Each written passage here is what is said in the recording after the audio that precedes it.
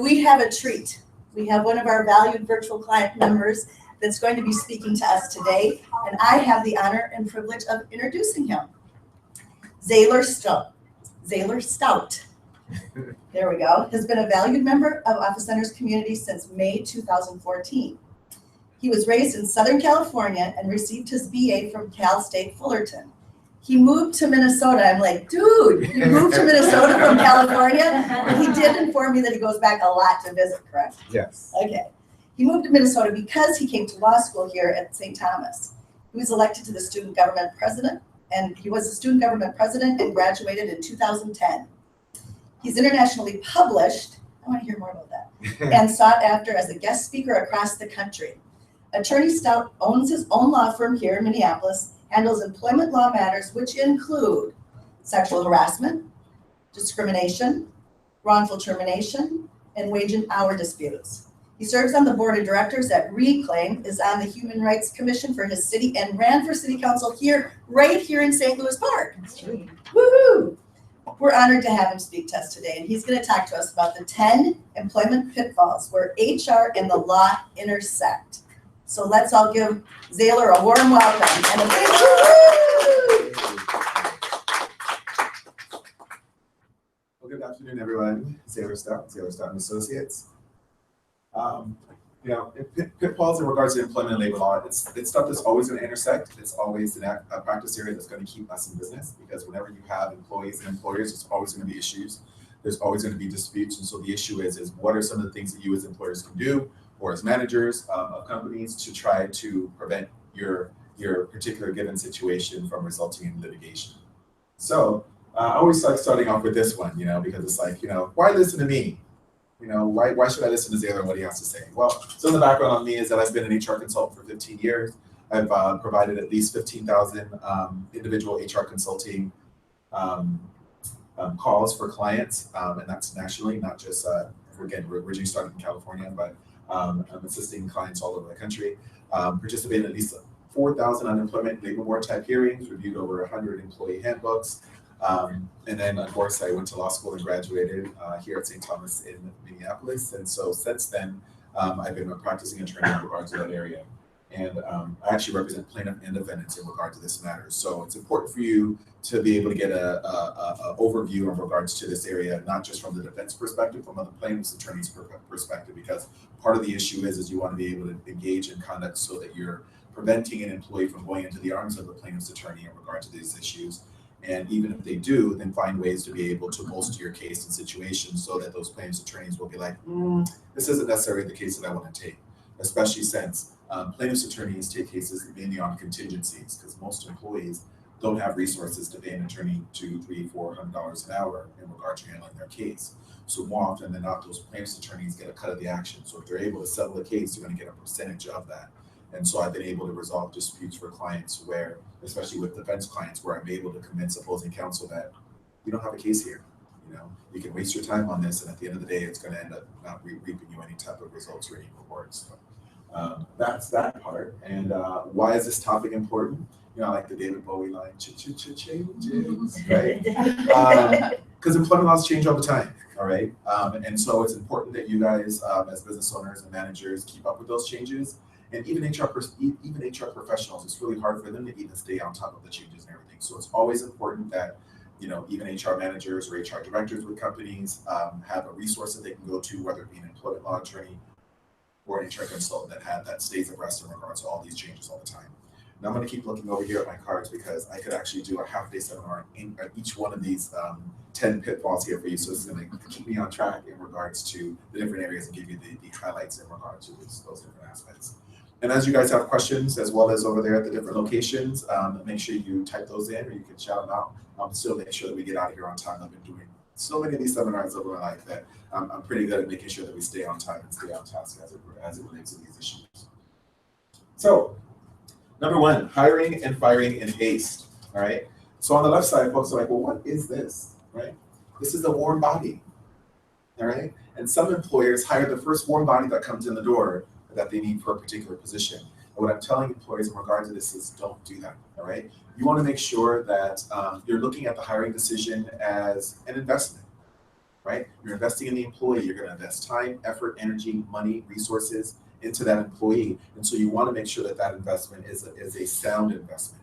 So you're not just going to hire the first warm body that walks in the door to work for you, even if it's for a janitorial type position, because you want to make sure that those people have the right set of skills for that particular position. So don't hire in haste, right? And then don't fire in haste either, all right? You never, ever, ever want to fire somebody on the spot, right? Even if an employee comes over and punches you in the face, right? You know you're going to fire them, right? You're like, I'm going to fire this person. You don't fire them that moment. You suspend them pending investigation, so you can then consult with your HR staff to make sure that you're consistent in regard to the way that your company has handled situations like this in the past. Maybe 3 weeks ago at a different location, an employee punched somebody else there. And guess what? They only got a week suspension. So the question becomes is, are you being consistent organization-wide as it relates to this issue? Because if that person was suspended for a week, and the person here ends up getting fired, with everything else remaining consistent, the issue is why did you fire this person as opposed to the other? Was it because they're from Afghanistan originally? Is it because they're Catholic? Is it because they're some type of minority, or they have a disability, or they're over the age of 40? Any of those types of protected class groups, that's where these types of situations become problematic and become an issue. So you want to make sure that you don't hire in haste and don't fire in haste, all right? And there's handouts here too, so you guys can take notes in regards to what I'm telling you. So this is all good stuff. Failure to adopt or update your employee handbooks, all right? Now, this can definitely be a daunting task for companies that don't have a handbook. You're thinking, oh my God, a handbook, do I have to do it? Yes, you have to do it, all right? Because otherwise, how are employees going to know what your policies and procedures are, what your expectations are, anything like that? I've done thousands and thousands of unemployment hearings, and so the question that the judges always ask in regard to these things is, did the employee know about the rule, the policy, and procedure? Then you'd be surprised some of the more difficult cases that I've had to deal with in regards to proving wrongdoing is employees sleeping on the job. I get your question. Yeah. When you talk about these, are you talking primarily about full-time employees, part-time employees, or there are more and more people having subcontractors? Well, all right, we'll get to that one because that's going to do with the proper classification of employees. Right. But if the employees are under your dominion and control, then they're responsible for complying with your policies and procedures, regardless of whether they're full-time or part-time employees. Some organizations have seasonal employees. Even if you end up having temporary employees, there's companies that have temporary employees that have worked for them for over a year, right? Or you have contract employees that are still working for you. If they're working under you, working there, interacting with your staff and everything, then the expectation is that they still comply with your policies and procedures. Because the other aspect is they may be a contract employee, but your other employees might not necessarily know that. But they see that this person is allowed to violate policies and procedures, and there's no ramifications for them. And yet for them, that you're holding them accountable to tasks, with their managers holding them accountable to tasks. So with the handbooks, it's important to, I've dealt with many clients that are like, oh yeah, I found a handbook, I found it online, and I downloaded it, and then I gave it to my employees.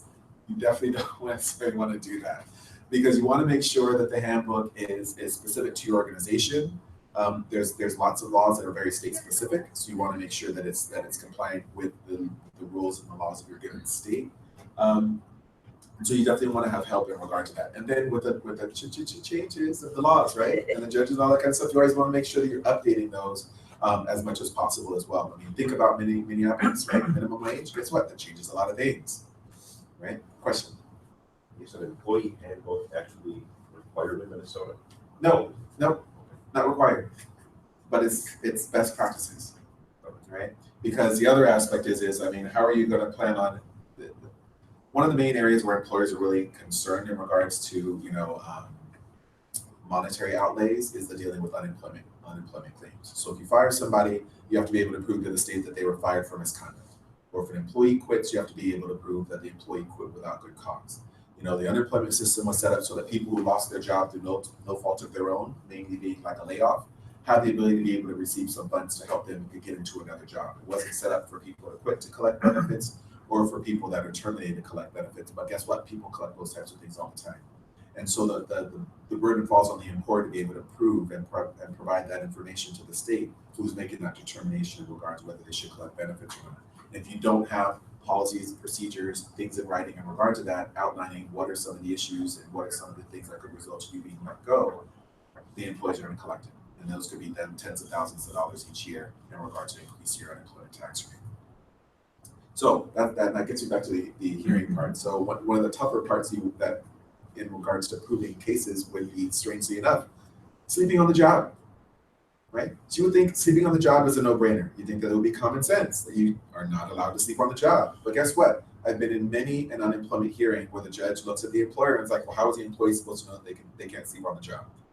What would you say, Will? How are the employees supposed to know about that? I feel like it's just common sense, but I mean, I don't know. Common sense does not hold sway in regard to those proceedings. You have to be able to show and prove that there's a rule of policy and procedure, the employee is aware of the rule of policy and procedure, and the employee violated the rule of policy and procedure, right? So that's an important reason in regards to why these types of things need to be in writing and need to be in your handbook. Yes? So the siesta time counts. I wish we had siestas here. That would be so amazing. But, employees can sleep on their breaks. That's right. That's fine, right? But not necessarily sleeping on the job. But I've had situations where we had photos of people sleeping and videos of people sleeping. And then the judge is still like, how do you know that they were just resting their eyes? Pretty ridiculous. You're thinking the easy, clear-cut cases of those have been some of the tougher ones, strangely enough. So, yes, definitely important. Let me see what else I got here. Yeah, because the handbook's going to provide you with information in regards to pay, workplace safety, attendance, as well as it allows you to stay consistent in regards to the enforcement of your policies and procedures. Because here's the thing, you don't expect for managers to know every single policy by heart, right? But when there's issues and questions in regards to whether this is something that falls within the guidelines or outside of the guidelines for your company, you can always get the handbook out and see what it says as it relates to that issue.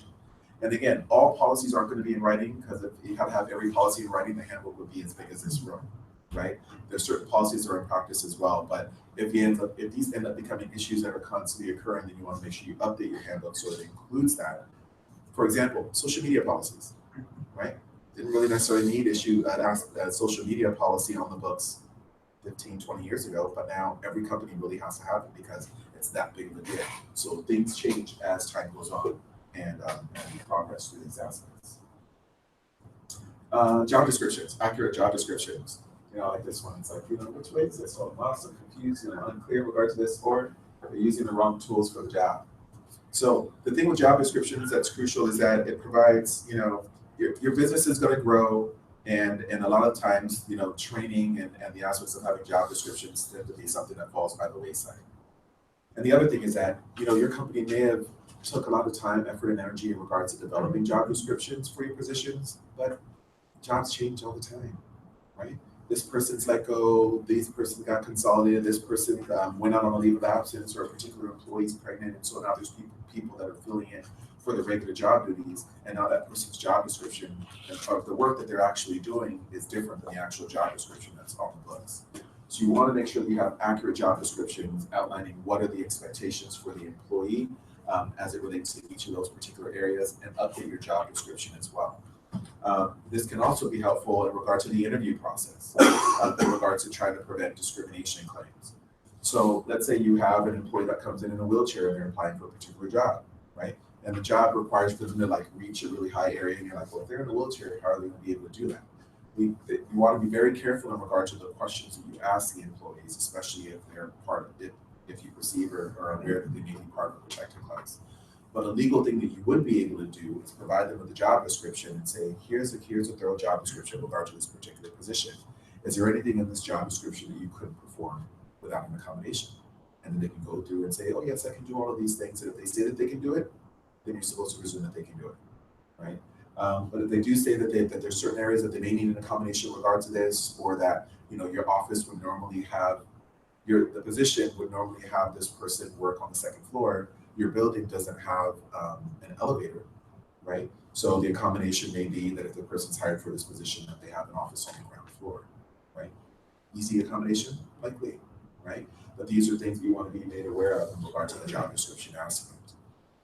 And then the other thing is with workers' comp claims, right? Let's say you have somebody that's engaged with that's been involved in a work-related injury, they've been out of work, and now it's time for them to return to work.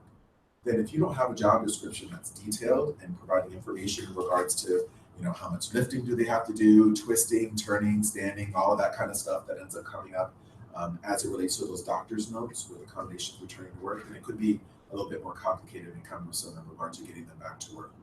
But if you have a thorough job description that it's very detailed in regards to all of these areas, then you can provide that job description to the employee, have them take it to their medical provider, and so then the doctor can have a thorough overview in regards to that position and what's required, and then they can make determinations in regards to whether the person can return to work without accommodations, whether they need accommodations to return to work, or whether based on those job duties, they're still going to be out and not be able to return until something else happens.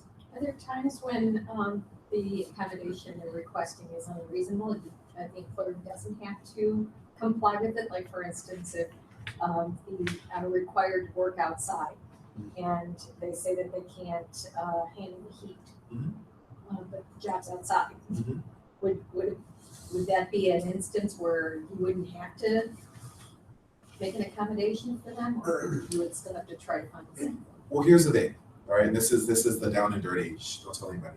In regards to the workers' comp aspect, all right, and as it relates to accommodations, you're going to be paying either way, right? You're either going to be paying them on payroll, where they're actually coming in and you're reaping some type of benefit from the work that they're performing, or you're going to be paying through your insurance carrier because they're going to be paying them while they're off the job. So what I tend to say is find some work for them to do, right? Even if it's minimal work, even if it's filing in the meantime, you're doing something, they're actually coming back to work, and they're not just sitting at home seeing this as a vacation. Because if they're coming into work and then they're doing work, I'll get your question right now. If they come back to work and they're doing some work that they're not a big fan of, then there's more of an incentive for them to be released to return to work completely so they can do the job that they like doing. So that tends to be the way that I look at it. But yes, employers can, with discussions with their HR staff, make determinations in regards to whether these are accommodations that can be provided. Because just because there's a request for an accommodation doesn't mean that you have to provide it. Right? It has to be a reasonable accommodation, and unreasonable accommodations based on different circumstances may not necessarily be what is in the employer's best interest. Because the last thing you want is this person to come back to work and then get re-injured, right? So that's one of the whole purposes of making sure you have these doctor's notes and stuff, and making sure that the employees are complying with the restrictions. Because sometimes you'll have employees that will come back to work and there'll be all kinds of restrictions, and they're doing all these things outside of the restrictions. It's the last thing you want either, because you don't want them to re-injure themselves, and then we're back in the same situation with the workers' comp claim. Yes.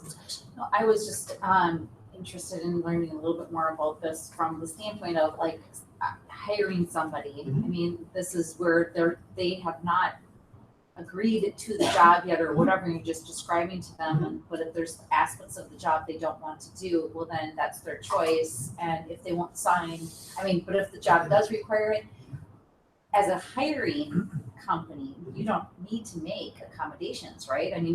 That's their preferences, and I would think then they would not want that position. Right. Well, there's a difference between them. There's a difference between aspects of the job that they don't want to do, as opposed to aspects of their job that they physically can't do because of some type of issue or ailment, right? And so what we don't want to have happen is companies just not hire anybody that is in a wheelchair. And so that's why there's laws that protect folks as regards to that aspect. And so that's why I gave the easy answer in regards to the accommodation being, if the office would normally be on the second floor, there could be an easy accommodation in regards to providing an office on the ground floor. Because there have been lawsuits in regards to that particular area where they're like, well, the whole department's upstairs and we don't, how are you going to expect for us to spend $60,000, $70,000 to be able to install an elevator?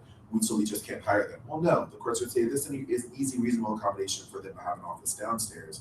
They can participate in meetings upstairs, downstairs, and participate in conference calls. These are easy accommodations that could be provided. Now, there's even more complicated ones, right? Which would take a lot more time to get into with the difference there. So I'm just giving you highlights in regards to situations where I've seen employers get into trouble that have resulted in some type of litigation, or at least, receiving a demand letter from a plaintiff's attorney because of these simple things, right? So those types of things can be overcome by having a thorough job description and you're providing it to them to take a look at and see if there's anything on there that they can't do without an accommodation. All right. Any other questions on this one? Great questions, I love it. All right. Asking whatever you want during the interview, right? Guess what? That's a mouthful, right? There's all kinds of aspects here. And what I would tell folks, write in your notes here, Google EEOC interview questions, all right? It'll get you to the Equal Employment Opportunity Commission. They've done an amazing and great job in regards to, I'll say it again, Google EEOC interview questions. So it's going to provide you with all the protected class areas. It's going to give you a side-by-side in regards to questions that you can't ask in the interview process and questions ways that you can frame the question where you can ask it. I'll get your question in 1 second. Because there's certain aspects where, if you become aware that employees are part of a protected class group based on the questions that you ask, and the employee or the prospect doesn't end up getting hired, part of one of their arguments may be is that they weren't hired because of that particular aspect. So for example, you have an employee that's obviously pregnant, right? And somebody's like, oh, so how far along are you? Oh, well, I'm due in 3 months. And the employer's thinking, well, why am I gonna hire somebody that's gonna be going on pregnancy leave in 3 months? I just won't hire them, right? Should that be a question you should ask during the interviewing process? No, right? I've had employers that have asked questions like, oh, so are you planning on starting a family? How is that any of their business?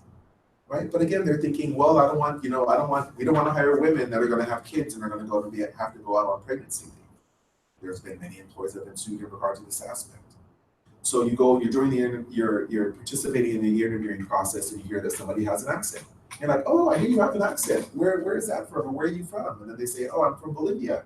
And then next thing you know, the person doesn't get hired. Well, the employee can claim, right? They can always claim these things. Claim that once they found out that they were Bolivian and the person that was interviewing them was from Honduras, and then there's this big beef between the two countries, that they didn't hire them, right? It sounds ridiculous, but the thing is that you don't want to put yourself in a situation where, you're putting your company at risk as it relates to any of these types of questions. So other ones, you see somebody, here's the one that actually happened at a client of ours in CD Valley, California. Car dealership, person comes in, asks for the application, they get the application, like, oh, I don't have a pen. And then, they're like, the person's like, oh, I see you have a cross. Oh, what denomination are you? Oh, I'm Lutheran. I was like, oh, okay, well, and then they said whatever one it is. I don't remember what it is. And that person was like, oh, I don't have a pen to fill out the application. Do you have a pen that I can use? And they're like, oh, you know what? I think the last person stole my pen. The person leaves. 3 months later, they get a claim from the state saying this person is claiming that the employer discriminated against them and refused to provide them with a pen because once they found out that they were Lutheran, they felt free to give them a pen. Did they win? But still, guess what? Having to go through the process of responding to a state or federal government claim, that will be, for here, it will be the Minnesota Department of Human Rights or the EEOC. It's lots of time and lots of money and lots of energy dealing with these types of things because they want anything and everything as it relates to these topics. So they have the state and the government. They have the subpoena power as it relates to these issues. So don't engage in those types of things. Don't ask those types of questions. All right, so you have a question. Zaylore, would you mind repeating the questions that they asked? Oh, sorry. For the audience? Yes, no problem. I'll repeat the questions for you guys. I just said that. Okay, perfect. Perfect, thank you. What would you do as this is on the employer side? For example, I'm from Mexico. In Mexico, it is very common that people ask age, marital status, how many kids, and so on, and they put it in their resumes. Okay, and sometimes they come here to the United States, and I have seen resumes that they are given with all that information there, which here people are not supposed to ask. Right. So what would you do as an employer if you receive a resume with that kind of information? That's a good question. And then even sometimes there are certain countries where they'll put their photo on their resume as well. And the photo is something that you can't require a photo in regard to any of these things. So what I normally do is what I tell employers is that, some of this information is helpful for you. You really want to know some of this information because it's going to make, the determination in regards to whether this person is likely going to, if their plan is to be a long-term employee or short-term, right? So one of the tricks of the trade that I tell managers is that, during the interviewing process, at some point, put down the application or resume and say, hey, I want you to tell me something about you that's not on your application or resume. And then just sit there in silence and listen. And in all likelihood, you'll normally get all the information and answers and stuff you would normally want to be able to ask them, but you can't ask because it's illegal, right? So normally say, well, I have 3 kids, one just went to college,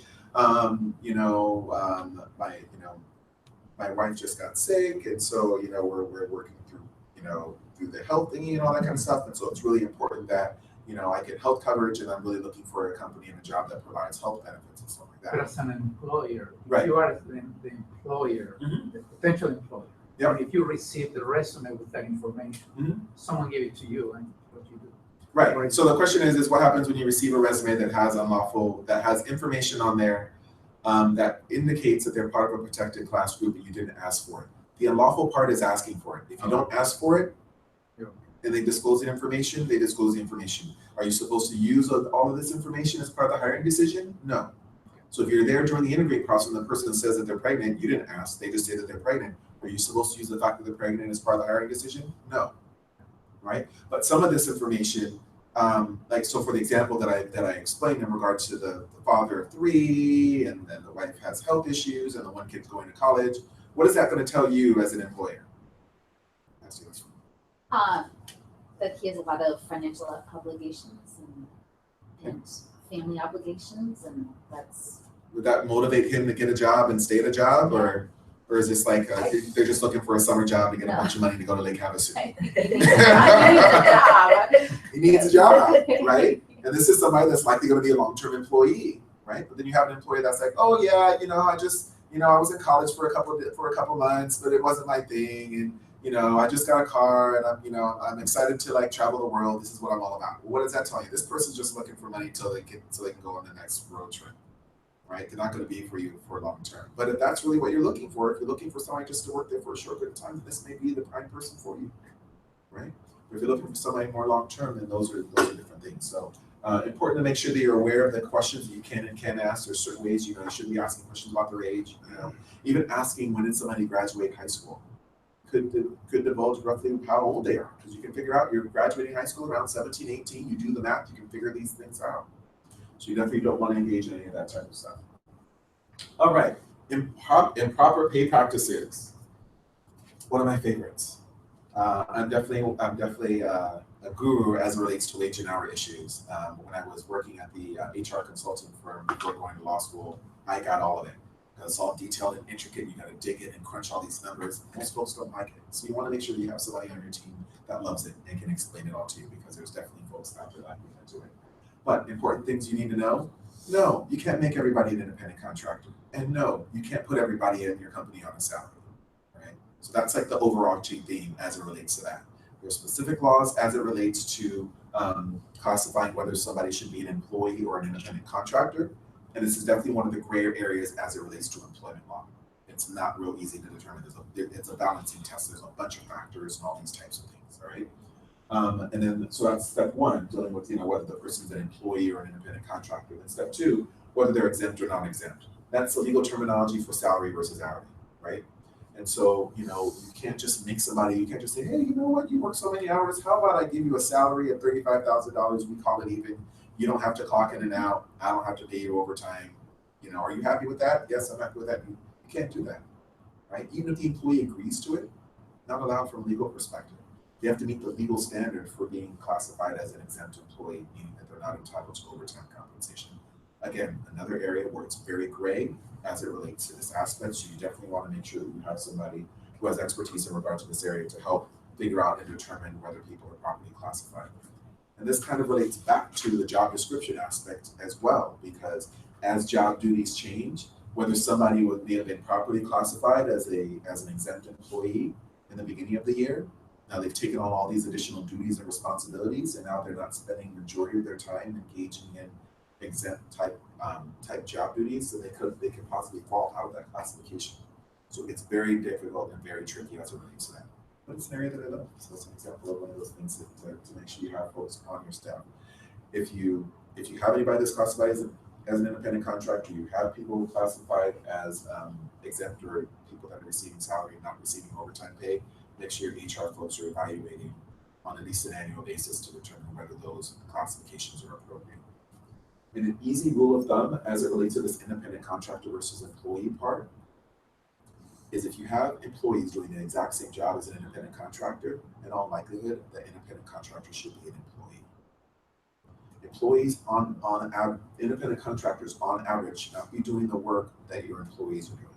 They should be doing work that's crucial, that's an integral part to your organization's duties. So, the example that I like giving is, so let's say you own a home and then you hire a company to do your lawn care, right? Do you actually care which actual person comes in and cuts your lawn? No. All you care is that the lawn gets cut every second Thursday of the month, or every 2 weeks. Let's say, I guess that's what it is, every 2 weeks, right? You don't care who does it. Do you have to worry about carrying insurance for it? No. You hire the company for them to have their own insurance as it relates to this aspect, right? All you care is that gets done. They send you an invoice, you pay them. The more you dig into who's actually going to be doing the work, how the work's actually being done, and all those different types of things, the further and further away you're moving away from them being an independent contract, or you're moving more towards and being classified as an employee, right? And so that's why we ended up having issues, like the big issues as it relates to this currently deal with, you know, people that are in home doing home care, you know, babysitters, you know, and the like, because at the end of the day, somebody's the employer in regards to that context. And a lot of you know, homeowners or folks that are hiring these folks to care for their, you know, seniors in their lives, don't always understand that they are an employer in that context, and they should be paying taxes as it relates to those things, and that, you know, you have to have insurance, and if they get injured at the job, then that's could become there could be some liability for you as it relates to that aspect. So interesting aspects as it relates to that. And then step 3, dealing with, you know, deductions and final pay. You know, there's all kinds of unlawful deductions out there. You know, the main area where folks tend to get in trouble as it relates to deductions is, you know, workplace losses and damages. You know, so you have an employee that gets involved in an accident in your company van, and you're like, you have to pay the $1,000 deductible. Can't require them to do that. That's illegal, right? That's called the cost of doing business. People are getting injured in regard to that. I mean, people are going to get into accidents. You have a cashier or you have a teller at the bank, right? The teller ends up being short $200. And the bank's like, well, we're going to take that $200 out of your paycheck. Well, the bank's going to end up having to pay them a whole lot more money at the end of the day if they get an attorney as it relates to that. Because that's, you know, cost of doing business. It's a workplace shortage, losses, and damages. So you want to be wary in regard to any of those types of deductions. The states are very strict on employers as it relates to that, because there have been a lot of employers out there that have, you know, tried to cheat their employees out of their pay. And then with the final pay, you know, there's laws as it relates to when an employee should receive their final paycheck. And then there becomes a question in regards to what should be on that final paycheck, right? And so that gets back to making sure you have policies and your handbook. You know, are you paying out vacation at separation or not? Are you paying out sick time on separation or not? Does it depend if they quit or whether they were fired? Some of these things depend on your policies and procedures in writing. So you want to make sure you have proper coverage as it relates to these issues. I have a question on that. So Yeah. if somebody's leaving the organization and they're on a incentive plan, and So incentive bonus? yeah, so they're on an incentive plan as part of their bonus structure, and it's an annual incentive, and they either get let go or leave the company 2 weeks before the end of the year. Do you pay them or not? It depends, right? Depends on how your policy is written. My recommendation it depends on how the policy is written, because sometimes the policies are written where it requires you be employed. You still be employed at the time that the bonuses would be paid out. And, you know, those policies tend to stand up. But, you know, sometimes, more often than not, it depends on unfortunately, sometimes it depends on how risk averse the employer is. And then it depends on the state too. So, you know, a lot of times I'd recommend you can prorate it, right? There's nothing wrong in prorating it. The amount, did the company receive benefits from the work that they did? Absolutely. Is there an easy way to prorate under those circumstances? Yes. So if you don't have a policy, that may be the easiest way to go, you know, as opposed to trying to fight and litigate it. Because there's always going to be some hungry plaintiff attorney out there that's willing to take on the case, and they're going to say, class action lawsuit.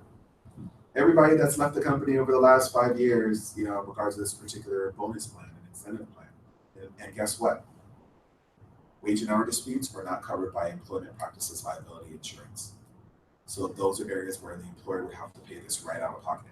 It's not going to be covered under the basic plan that you have that covers discrimination, sexual harassment, wrongful termination, and the like. So important stuff. Yes. Kind of bouncing off what you just said, but what if the company's not paying the bonuses or commissions? That was written in the contract or. Yeah, then they have the ability to demand that from their employer, and then if their employer doesn't address that, then they can go to the Minnesota Department of Labor and Industry in order to be able to reap benefits, or they can secure an attorney to represent them in regard to getting that bonus paid. But you know, you can always change pay plans, and employers can change pay plans moving forward, but they can't change them retroactively. If you've done what you're supposed to do within a particular period of time to earn particular earnings or bonus, then you're entitled to those bonuses because they've been earned and accrued. So good questions. The question, by the way, was whether if there was already a written pay plan or there was bonuses that were earned and the person did not has not received the bonus pay, then what are they supposed to do? All right, any other questions on this one? All right, doing good on time. All right, number 6, absence of HR policies, right? So, you know, unclear policies or having no policies at all can result in inconsistencies in regards to the enforcement of your policies, practices, and procedures. And inconsistencies is what ends up relating and resulting in possible liability as it relates to employment lawsuits. Right? So that's why it's important that you have policies on hand. And those could be, again, some of the stuff that we're already talking about, the payout of vacation and sick time upon termination. And like children, employees will push the boundaries in regards to policies and what's allowed and what's not allowed. So that's why it's important that you have them there. And one of the four words that I like putting together as it relates to these deal with that the policy should deal with the roles of the employees, the rules of the company, the consequences, and the tools. So rules, consequences, and tools. All right. Yes. Is there anything like legally that businesses have to have, like just even something like a simple HR policy of some sort, or is it just kind of a, well, if you want one or not? I mean, well, here's the thing. It's sometimes these requirements depend on the company's size, okay. and so there's all kinds of little intricacies like the state and federal postings that are on your walls that employ all employer locations across the country, right? Those are required, regardless of the number of employees that you have. And then there's federal laws, and then there's state laws, and then depending on how often they change will depend on how often you have to update those postings that are there.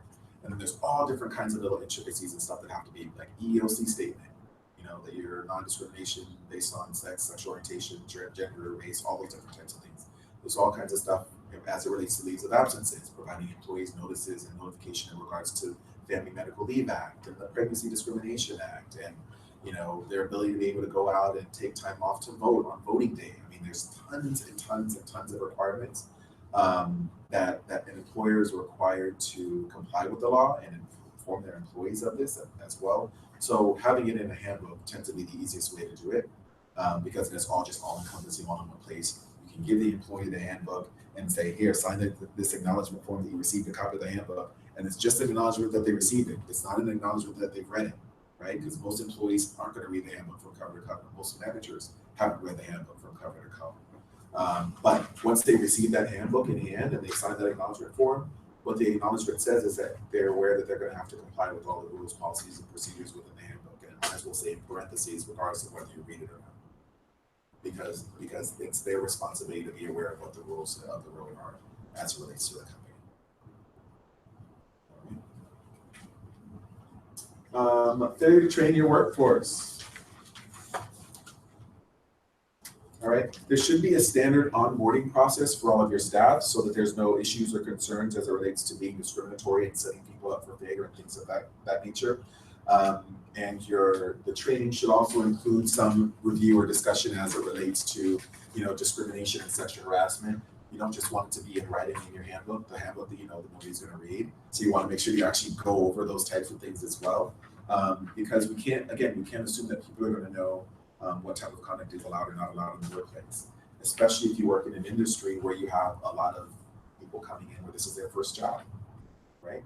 The banking industry, some of the tellers, this is their first job, right? So you get folks right out of high school or right out of college, and they're used to, the frat boy and the fraternity type of situation where you can hit on anything and everything that comes in your path, and then they come to the bank and they're like, great, all the hot people are coming to me. And you're like, no, that's not what this is all about. But, you have to train folks in regard to these things. You have to have discussions with them, especially in regards to, for example, dress code.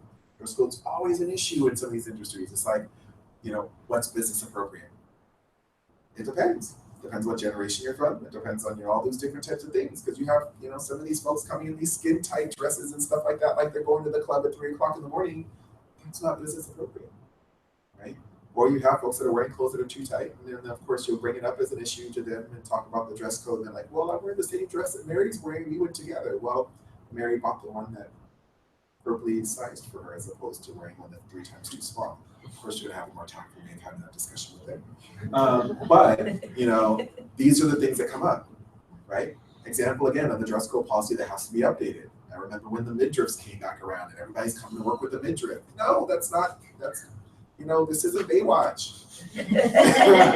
But, you know, people are doing those types of things. You want to make sure that you have it. Again, update the social media policy, you know, reporting work-related injuries. You want to make sure that employees are aware of what the complaint procedure is as it relates to these things too.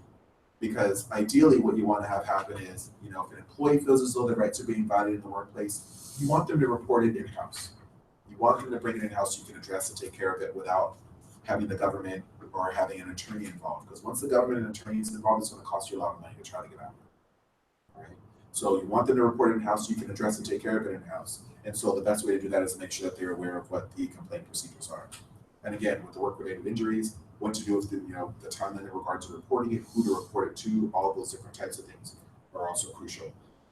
And then there's also the training in regards to, you know, about how to do their job. I mean, there's that whole aspect that should be a bit systemized in regards to how it happens, whether they, you know, they mirror somebody for a couple of days in regard to the job, and then they're actually doing the job, but being supervised by somebody immediately, and then, you know, there's the waning off of that supervision and allowing them to be able to do their job, but still having somebody that they can come and ask questions of if there's additional, you know, insight that's needed in regards to any of these areas. And then for managers, you want to make sure that your managers are trained in regards to wage and hour things and stuff like that, because, you know, these are areas where they're the ones that are making these decisions at the end of the day. You know, if they're aware that employees are working off the clock, the company's the one that's going to be liable as it relates to that. And more states are holding managers individually liable in regard to these aspects as well.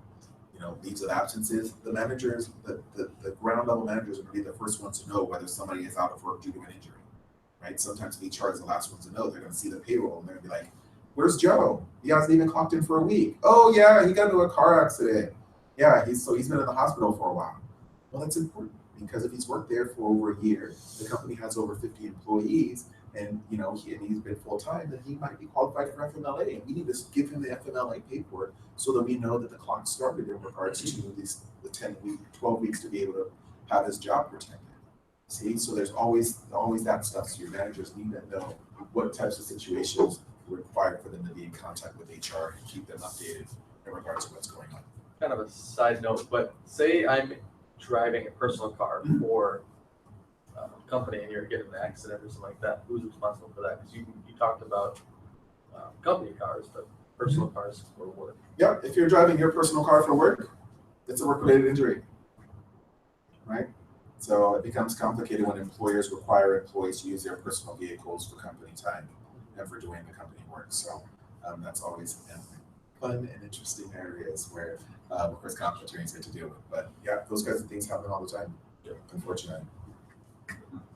Number 8, failure to manage performance and behavioral problems. Oh yes. You know, every once in a while you'll get a gem like this on the internet, and you're like, holy smokes, and then yeah, they're all over the place. So the key aspect in regard to this is documentation. You have to document everything. If it's not documented, it didn't happen. Right? If you're not documenting an employee's poor performance, you're condoning the behavior. If employees are late to work 20 times for the first 6 weeks of work, for their first 6 months of work, and you never write them up, guess what? It must not be a problem. And then if the employee on July the 1st comes over and says, oh, by the way, I'm pregnant, or I feel like I'm being discriminated against at work, or I think I'm being sexually harassed, and now all of a sudden the next week or a couple of days later they're late to work, you start writing them up, it seems too coincidental. This is going to give rise to a possible retaliation claim. So that's why it's important from a documentation perspective, you're documenting an employee's poor performance from the very beginning. You know, I have a lot of situations where there's smaller employers where, you know, they have, you know, let's say only 20 employees, and you know, you have a particular female employee that's working, she's not doing her job correctly, but they're never writing her up in regards to her performance. And then all of a sudden she comes in and she's like, guess what, I'm pregnant. And then she's like, you know, surfing the internet, looking for baby clothes, and, you know, talking to the baby daddy and all that kind of stuff, and not doing her job. And then you start writing her up for these poor performance issues, even though these were performance issues that happened before she told you that she was pregnant. It doesn't look, you know, the government doesn't believe in coincidences as it relates to these types of things. It's going to look and appear as though it wasn't a problem before, it's only a problem now that she told you that she's pregnant. But had you been writing this employee up for the poor performance before, you can continue to write them up after, because now you're showing that you've been consistent in regard to addressing this performance issue with them. So it's crucial and important that you're documenting these poor performance aspects. And the other thing is that, you know, you don't want to end up losing good employees because of your failure to address these issues. Because at the end of the day, if you're not holding employees accountable for doing their job and engaging in their responsibilities, and you're over there giving the work that they're supposed to be doing to your A team members that always get everything done, at a certain point, they're going to get burned out. Or at a certain point, they're going to say, why am I working twice as hard when this person's over here schlepping along, not doing anything? And, you know, then they're just going to sit back and just only do their job. And then at the end of the day, the company's not getting, you know, their overall requirements met for their customers or their clients. So there have been lots of situations where companies have good employees have left companies because they're not holding people accountable, and they're, you know, double standards in regards to the way that things are addressed. Or you have managers that are, you know, doing favoritism, you know, towards particular employees and not other employees. You want to make sure that you remain fair, firm, and consistent in regards to the way that you're enforcing your company's policies and procedures. If you can be described as a fair manager, that's the best way to see it, because it's like, I don't care if you worked here for 10 years, you worked here for 2 months. If you come into work late and you haven't called, you know, you're no call, no show for your particular shift or something like that, you're going to get written up. It's across the board. They know that there's a favoritism as it relates to those issues. And number 8, ignoring employee complaints. So what do these two guys have in common? Roger Ailes? That's sexual harassment. Sexual harassment. Was it a really small thing, or was it a big thing that was all over the news, all over the place, and cost them a bunch of money, right? You know, it's important you don't ignore employee complaints. When an employee brings a complaint forward, they give you the opportunity to address and take care of it. Sometimes it takes employees a long time to get to the point to actually bring a complaint forward, because they don't want to be seen as a rat or a crybaby or a non-team player or things like that. But they finally got to the point where they're like, you know what, enough is enough. I can't deal with this anymore. I'm bringing it to my management's attention. And even if you are not their direct manager and they bring it to your attention and you don't do anything about it, or you don't move it to the powers that have the ability to address or take care of it, you can end up on that lawsuit, right? Because now it's not just companies that are being sued as it relates to discrimination, sexual harassment and stuff, but it's the managers that were made aware of these issues that do everything within their power to protect their employees as well. So your name can show up if you heard about it through the rumor mill and you didn't bring them in regards to it, or you saw it happen at the lunch break and you're like, well, this employee doesn't work for me, so it's not my issue, right? And the employee knows that you're a manager and saw that you saw what happened and didn't do anything to protect him. All these types of things would put you at risk in regard to that. And I'm dealing with a lawsuit right now. I just got an email from opposing counsel for a case that I deal with right now for a client where 2 managers' names are individually being sued in regard to a claim against the company as well. So it's important that employers take these types of complaints seriously as they're coming through, and it's really crucial to continue to publicize the company's complaint procedure. We can't presume and assume that employees are reading that handbook, or that they're reading the posters that are up in the break rooms. You want to make sure you have that one-on-one discussion with them so that they know what the complaint procedure is. You want to make sure that the HR manager knows each and every employee that works for the company, and that employees know that you would think it's a no-brainer that if an employee has an issue, they would go to HR. But I do a ton of workplace investigations where I come on site as a third party doing these complaints and investigations, and the employees are like, well, I have no idea who I was supposed to report this to, right? But if their check's wrong, they know exactly who they're supposed to go to then, right? And it tends to be the same person, right? But they don't think about it that way. They don't put 2 and 2 together as it relates to those aspects. And then the last one, succession planning, right? You have some employers that are like, what's that, right? It's about making sure that if that key person leaves your organization, that you're still going to be able to go on, with as little disruption as possible. And so it's about cross-training, right? It's about making sure that the person, that there's not just one person that has all the passwords and all the keys to everything online for the business. And that's not written down somewhere so that if they were to get into a car accident tomorrow and not come back, that you wouldn't have access to all these things that are crucial to the implementation of your business plan. And so, the procedure here is to, number one, identify those critical positions within your organization, determine what skills and competencies are needed, and then try to make an assessment in regards to whether there are individuals within your organization which have the ability to be able to cross-train as it relates to all of those areas, or whether there's just different individuals within your organization with different skill sets. You can make sure that they're cross-trained in regards to those different areas. Because we never know. I mean, there's people that drop dead tomorrow when they're 30, right? You never know what could happen with these types of things. So you want to make sure that you have that coverage as it relates to those different areas. And then the other thing is that, you know, sometimes I always hear managers, like do the manager trainings, the managers are like, well, you know what, if I'm training and cross-training other folks and, you know, then I'm not necessarily, I'm not indispensable. I want to be indispensable here. Well, guess what? If you want to get promoted to another position, it's not going to happen if you don't have somebody to fill in your shoes, right? And at the end of the day, everybody's replaceable. Everybody's replaceable.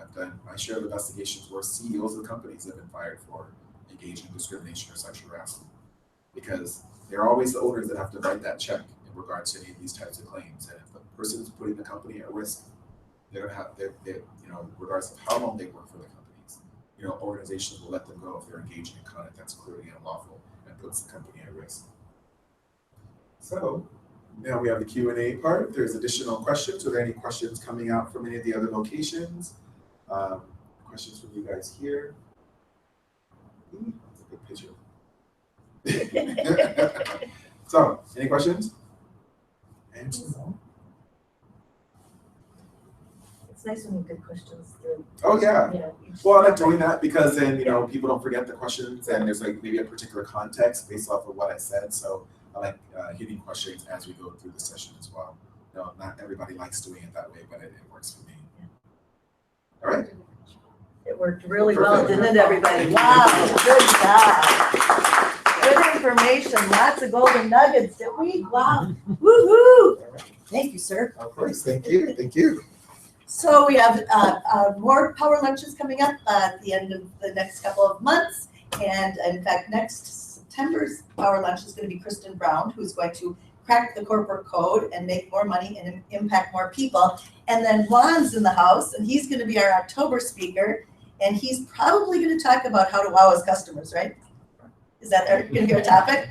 Okay, you heard it from him. I wasn't quite sure, so that's perfect.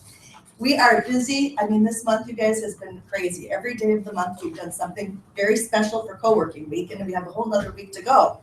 So tomorrow, you can come into any of our centers and play blackjack and win prizes. And then you can work for free. You can bring people in our co-working space, and you can work for free as well as bring friends and colleagues to work for free.